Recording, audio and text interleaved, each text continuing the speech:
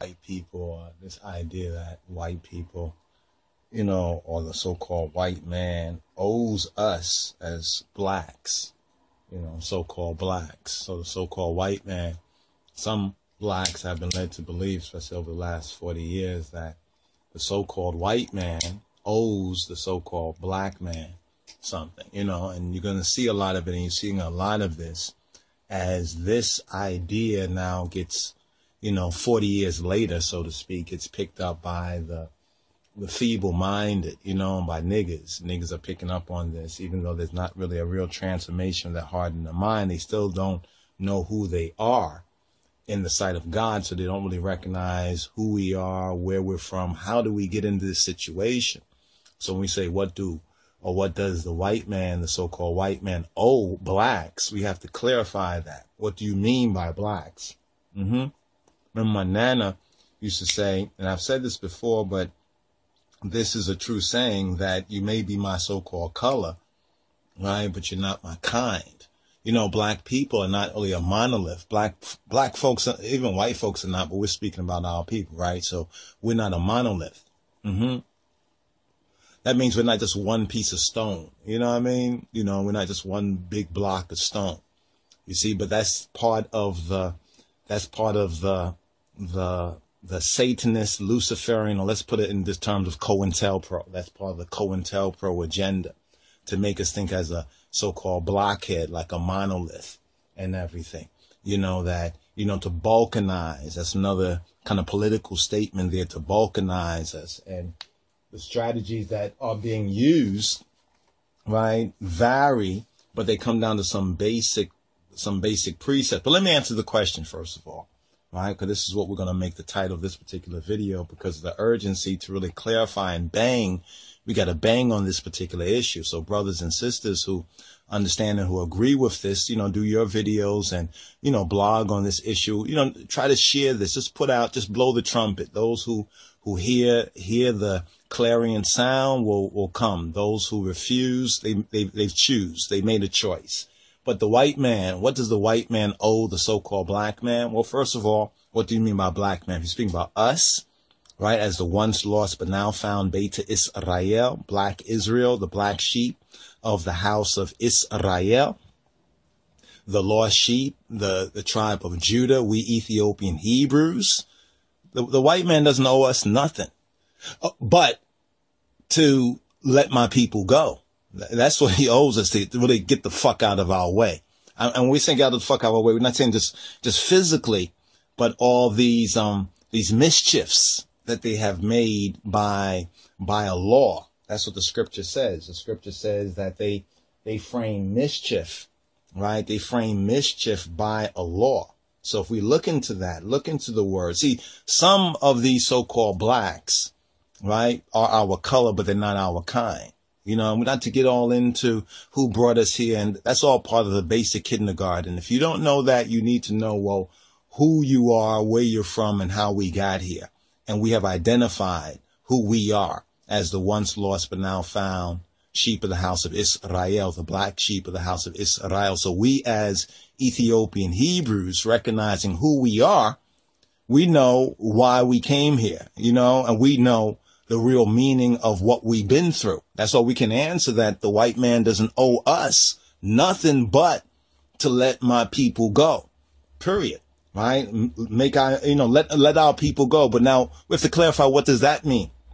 Basically, to get the fuck out of our way. Get the fuck out of our way for all these little conspiracies, all this little COINTELPRO, all these little boulets and niggers and all this other kind of, infiltrating our movement and wanting to see what we're doing and have to explain to them. No, we want to express our humanity, right? By recognizing who we are and how we fell and how we turned our back on our own divinity and ended up in this 400 plus year captivity.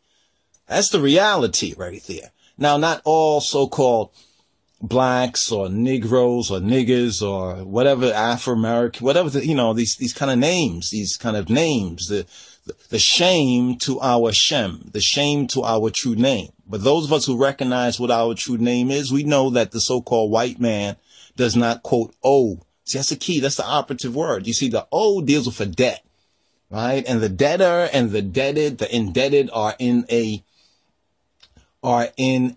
bind, right? Are in a bind. They're in a bond, right? And that's where the bondage comes from in this spiritual Egypt. That's a very important point you really have to meditate. I know we talk about reparations and we need them to get some reparation, but that's a part of the slave mentality, right? And I know there's many, those who are stillborn. When I say stillborn, spiritually, they recognize who we are, right? But they still want to hold on to these things of the flesh, of the world, of the devil, like, well, they did it for these other people and they did it for those people. We're not those people. Those people, so-called, whether the Jews who call themselves Jews are not synagogue of Satan or the Ashkenazis or Germany or whatever, that's not us. That's not who we are. They did not go through what we went through. They're not our people. We're not their people, right? We are the people of the true and the living God, right? We are the people of the line of the tribe of Judah, right? So we're not so-called Jewish, although we'll use that where it benefits us, right? That's our right of self-determination as any other people. But you see, if you don't identify who you are as a people, if you're still riding that nigger bandwagon, of Afro-Americanism and all the isms and schisms, then you're caught up in this fraud. You're still caught up in this civil rights fraud, right? Civil rights was a fraud. It was a fraud. It was a deception, right? It was a fraud. It was a deception. The white man does not owe black Israel, right? Nothing but to let my people, to let our people, to let Jah's people go. All right. But we have to, first of all, let go ourselves. You see, some of us are still holding on. We're still kind of holding on. Okay, Jacob might have to hold on to Esau's heel for a moment, right? To bring in that true new age, that true age. But once Jacob is out of the womb, Yovas, let go of Esau's heel. Let go of Esau's heel. So yeah. At one time, these things might have, been conditions of reconciliation, but, we're 40 years later, right? We've wandered around this same old mountain too long, right? We have to get off of that, these Babylonian programmed ethnic minority, this whole idea about, you're a minority. Because they're using race and ethnicity and these gender issues and dysfunctions as distractions, right? As distractions to throw off our traction. When it says that the serpent will bite the heel of, bite his heel, right? To stop our forward ever. So we're going backward and, they owe us because of what they did. And then we're kind of getting into confusions with other groups, look at the other people. They come over here, the different nations, and they come to our community and they owe us too. You have to give back, give back what? Give back what? You see, this keeps you in that bondage. This keeps you in that new age slave mentality. I know some folks might not really, they don't want to accept this as the truth, right? Just yet, because even ourselves, we had to think on these things for a while. Like, well, but what about, but then as we really looked at who we are, see, that's the key thing. For those so-called blacks, coloreds, niggers, Negroes who don't want to identify themselves as the once lost but now found black sheep of the house of Israel, let them hold on to Esau and let Esau hold on to them. But the so-called white man does not owe we as so-called black Israel anything but to let our people go, right? To let our people go. And when we're speaking about letting our people go, we know we're not in the physical, right? It's not the physical. They took the chains off of our so-called hands and feet, or our ancestors' hands and feet. But now you got the chains on your hearts and your minds. That's why a lot of folks will hear this and they be like, oh, no, you're wrong. I understand what you're saying, but still, you see what they did for others, because they don't know who they are, right? They don't know who they are. They're not the natural people no more. They are artificial people. They're in this artificial, right, mentality of who they are. You know, this artificial reality. They are still in confusion. They are still in the matrix, right? They are still in the matrix.